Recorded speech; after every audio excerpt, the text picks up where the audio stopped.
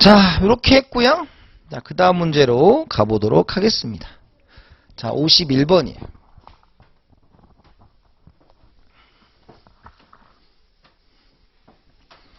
자, XJ의 가격이 150원이고 YJ의 가격이 100원이다. 소비자 값에 YJ에 대한 한계효용이 300이고 효용이 극대화된 상태라면 값의 XJ에 대한 한계 효용은 입니다. 자, 동그라미가 효용의 극대화입니다.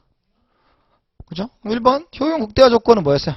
PX, MUX, PY, MUY가 같을 때. 그래서 XJ 일원어치 한계 효용과 YJ 일원어치 한계 효용이 같을 때 소비하세요. 이렇게 얘기하는 겁니다.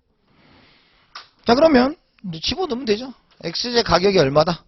150원이고 YJ가 100원이다. 그 다음에 YJ에 대한 한계 효용이 300이니까 여기 이제 3이죠. 3. 그럼 얘도 3 나와야 될 거니까 여기 3 나와야 되니까 여기 450이 나오면 된다. 정답은 4번입니다.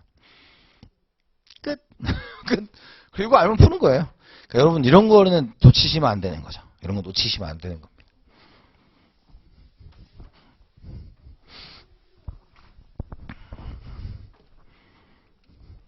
자, 그 다음에 52번입니다. 두 제와 XJ와 YJ를 값은 각각 50단위씩, 을은 각각 30단위씩 갖고 있다.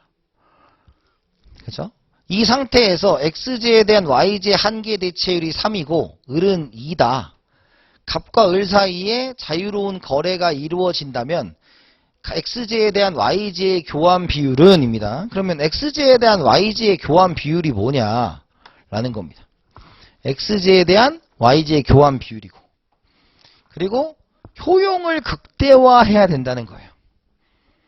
그죠? 그러면 우리가 XJ와 YJ의 교환 비율이잖아요. 그럼 요거 이제 요게 뭐다? MRS XY라는 거예요. 그러면 지금 한계 대체율이라고 했으니까 한계 대체율은 결국 MU Y분의 MU X가 되겠죠. 그랬더니 이렇게 나오는 거예요. MRS XY의 값 MRS XY의 을 이렇게 되는 거죠. 근데 얘는 지금 뭐냐면 1분의 3이에요. 얘는 1분의 2죠. 그 뭐냐면 요게 MUX, MUY가 얘는 XJ가 뭐예요? 3배 좋은 거고 얘는 2배 좋으니까 3배 좋은 애한테 주면 지금 사회적인 거니까 우리가 바꾼다면 요 사이에서 바꾸면 되지 않냐 라는 겁니다. 그래서 2와 3 사이에서 바꾸면 된다 라는 말이에요. 참고하세요. 여기 자주 나오는 주제는 아닙니다. 자주 나오는 주제는 아니다.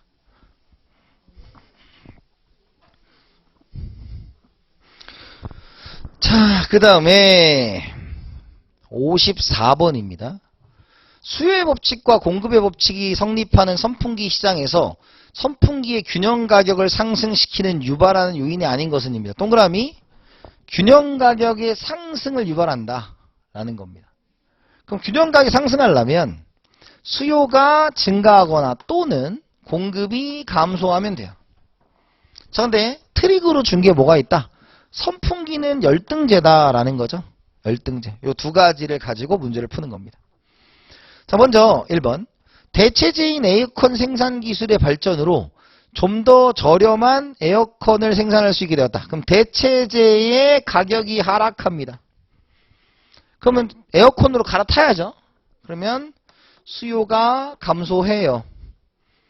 그러면 뭐예요? 1번이네. 정답 1번. 수요 증가거나 공급 감소해야 되는데 1번이잖아요. 1번. 틀리시면 안 돼요. 틀리시면 안 돼요. 이런 것도. 아, 이건 A급이에요. 틀리면 안 되니까. 이런 건. 자, 2번. 대체제인 에어컨의 가격이 상승했다. 그럼 대체제의 가격 상승은 수요 증가 요인이죠. 여름 날씨가 더워진다는 예보가 있다. 그래서 우리가 선호가 뭐 한다? 선호가 증가하는 거죠. 그러면 수요가 증가하는 거죠. 선풍기 물품세가 인상되었다라는 거죠. 선풍기의 물품세가 인상되면 선풍기의 가격 상승이죠. 그죠? 그럼 얘는 이제 수요량이에요. 수요량이 감소한다. 최근 불황으로 인해 소득이 하락했다. 소득이 하락하면 열등제니까 수요가 증가해야 되죠. 그러면 가격이 상승해야 됩니다. 그래서 이걸 알고 있느냐. 1. 수요량 공급량은 가격이 변한 것이다. 2번 수요 측 변동 요인은 소득, 인구, 기호, 대체재 가격, 보완재 가격이다. 라는 거고, 그 다음에 공급은 생산비, 기술수준, 조세, 보조금 뭐 이런 건데, 여기서 물품세가 부과된, 일품세니까 사는 거다 뭐 이런 거죠. 그죠? 그렇게 보시면 될 것 같고, 이게 만약에 생산비였다면 공급인데 물품세니까 그런 거예요. 그래서 정답은 1번 처리가 되었다 라는 걸로 보시면 됩니다. 틀리시면 안 돼요 이런 거. 이런 문제는 1번으로 하나씩 줘요. 꼭 주는 거 있어요. 그러니까 여러분들이 시간 좀 넉넉하게, 그러니까 내가 좀 맘 편하게 공부하고 싶다 그러면 1년 잡고 그냥, 제가 항상 말씀드려요. 기본 강의 듣고, 그 다음에 이런 거 듣고 이제 하면 끝나는데, 막판에 이제 1차만 어떻게 합격할 거야 이런 분들이 있어요. 잘 되시면 좋은데, 그런 분들한테 꼭 드리고 싶은 말씀은, 반드시 맞아야 되는 문제는 맞으셔야 돼요. 반드시 맞아야 돼. 이런 문제들. 자, 그 다음에 54번도 되게 애매해요. 이 문제도 되게 애매합니다. 동전을 던져 앞면이 나오는 9,000원을 따고 뒷면이 나오면 10,000원을 잃는 도박이 있다라는 겁니다. 그러면 기대치, 기대 효용이라는 게 기대치가 있죠. 그러면 0.5 곱하기 9,000원. 그죠? 그 다음에 더하기 0.5 곱하기 마이너스 10,000원이 되겠죠. 그럼 얼마예요? 이렇게 하면 9,000원이니까 4,500원에 5,000원이니까 마이너스 500원이잖아요. 이런 상황이에요. 그럼 갑의 도박에 참여 여부는 위험 깊이도에 따라 결정돼요. 갑은 뭐여서 위험 깊이자니까 안 해요. 이런 거. 두 번째, 도박에 참가하는 대가로 500원을 준다 해도 갑은 도박에 참여하지 않을 거다. 그럼 여기가 뭐예요? 얘가 만약에 500원을 더 준대요. 그럼 500원을 주면 여기가 이제 뭐가 돼요? 뭐 빵원이 되는 거죠. 근데 위험 깊이자는 이걸 할 이유가 없다니까요. 그걸 그냥 낸 거야. 그러니까 이것도요, 굉장히 뭐랄까 그냥 뜬구름 잡게 낸 거지. 왜냐면 일반적으로 이것도 잘 안 내고, 이런 문제를 낼 거면 정확하게 위험 깊이자와 위험 선호자가 어떠한 선호를 갖고 있고 그 함수를 주는 게 일반적이에요. 근데 이건 여러분들한테 좀 그런 부분을 그냥 생각을 해봐라. 깊이자 안 할 거잖아. 그냥 이래서 답을 2번 준 겁니다.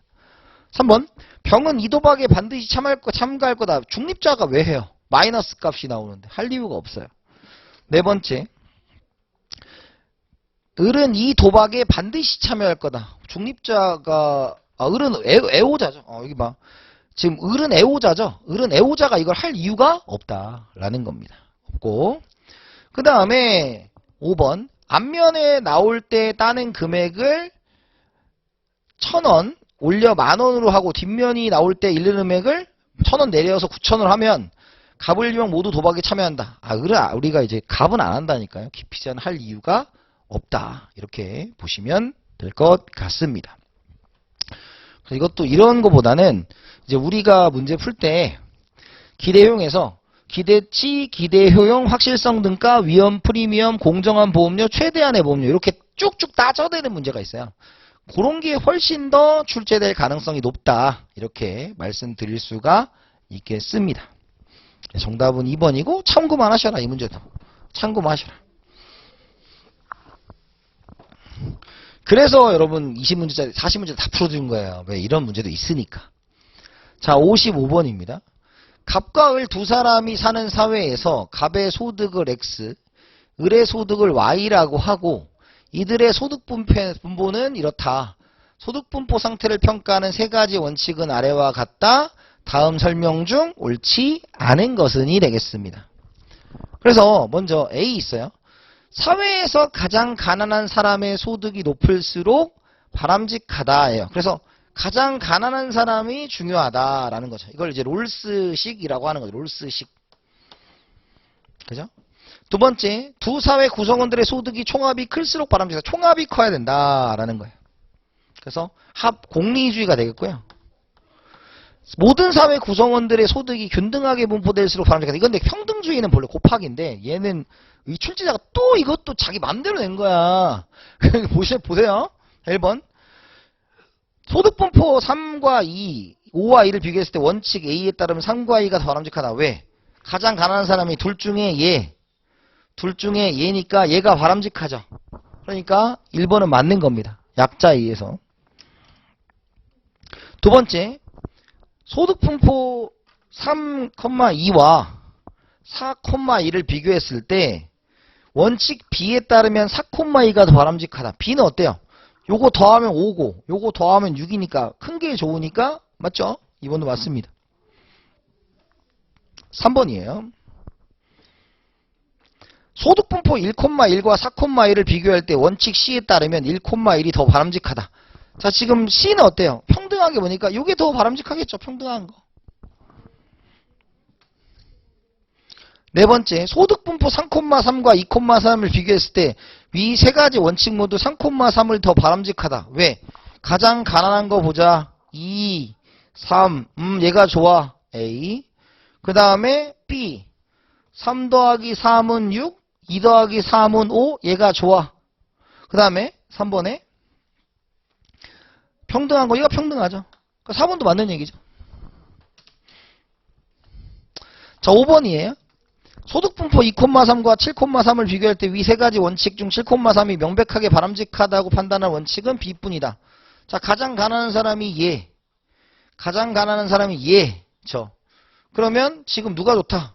A도 얘가 좋다고 하겠죠. 그쵸? 그 다음에 공리주의는 5, 10이니까 공리주의는 얘가 좋다 그러고요. 그 다음에 평등한 건 얘가 좋네. 그래서 5번은 A도 좋다고 할 거니까 틀렸다. 정답은 5번입니다. 어떤 느낌인지 아시겠죠? 그래서 요것도 이제 정확하게 주려면 함수를 좀 주는데 요 해가 뭔가 좀 흐리멍텅한 느낌. 뭔가 좀 함수가 정확하지 않고 이게 여러분들이 이렇게 좀 말로 할 수 있느냐 라고 낸 겁니다. 그래서 참고하시면 좋을 것 같고요. 이거는 경제 문제라 경제 주제는 맞는데요. 국어 문제 같잖아요. 국어 문제.